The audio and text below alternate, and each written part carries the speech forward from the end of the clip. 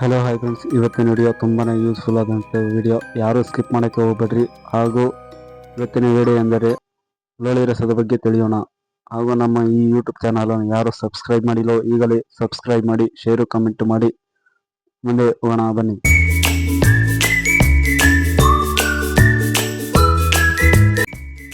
ಆಯುರ್ವೇದಗಳಲ್ಲಿ ಬಹಳ ಬೇಡಿಕೆ ಇರುವ ಅಲೋವೆರಾ ಅಥವಾ ಲೋಳಿ ರಸ ಗಿಡದಲ್ಲಿ ಅಮಿನೋ ಆ್ಯಸಿಡ್ಗಳಂಥ ವಿಟಮಿನ್ಗಳು ಇರ್ತವೆ.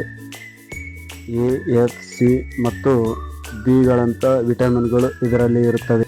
ಲೋಳೆ ಸರದ ಎಲೆಯಲ್ಲಿ ಸಿಗುವ ಅಂಟು ರೀತಿಯ ದ್ರವವನ್ನು ದೇಹದ ಯಾವುದೇ ಭಾಗದಲ್ಲಿ ಸುಟ್ಟ ಗಾಯ ಆಗಲಿ ಯಾವುದೇ ಗಾಯ ಆಗಲಿ ಅದಕ್ಕೆ ಇದನ್ನು ಲೋಳೆ ಸರವನ್ನು ಹಚ್ಚಿದರೆ ಸ್ವಲ್ಪ ದಿನಗಳ ನಂತರ ಮಾಯವಾಗುತ್ತದೆ. ತ್ವಚೆಯ ರಕ್ಷಣೆಯಲ್ಲಿ ಲೋಳಿ ರಸವು ಅತ್ಯಂತ ಉಪಾಯಕಾರಿ. ಮುಖದ ಮೇಲೆ ನೀರಿಗೆ ಮತ್ತು ಕಪ್ಪು ಕಲೆಗಳಂಥ ಕಲೆಗಳು ಕಂಡರೆ ಲೋಳಿ ರಸದ ಜೆಲ್ಲನ್ನು 1 ತಿಂಗಳವರೆಗೆ ಹಚ್ಚುತ್ತಾ ಬಂದರೆ ನಿಮ್ಮ ಸುಟ್ಟ ಗಾಯಗಳು ಸಂಪೂರ್ಣ ಮಾಯವಾಗುತ್ತದೆ ಹಾಗೂ ಹೊಸ ಕಾಂತಿಯನ್ನೇ ಬರುತ್ತದೆ. ನೋಡಿ ಫ್ರೆಂಡ್ಸ್, ನಾವು ಶೇವ್ ಮಾಡುವಾಗ ಗಾಯಗಳಿದ್ದರೆ ಆ ಗಾಯಗಳು ಈ ಲೋಳಿ ರಸವನ್ನು ಹಚ್ಚುತ್ತಾ ಬಂದರೆ ಸಂಪೂರ್ಣವಾಗಿ ನೋವು, ಗಾಯ, ರಕ್ತ ನಿಲ್ಲುತ್ತದೆ. ನೋಡಿ ಫ್ರೆಂಡ್ಸ್, ಚಳಿಗಾಲದಲ್ಲಿ ಚರ್ಮವು ಒಣಗುವುದು ಮತ್ತು ಒಡೆಯುವುದು ಸಾಮಾನ್ಯ.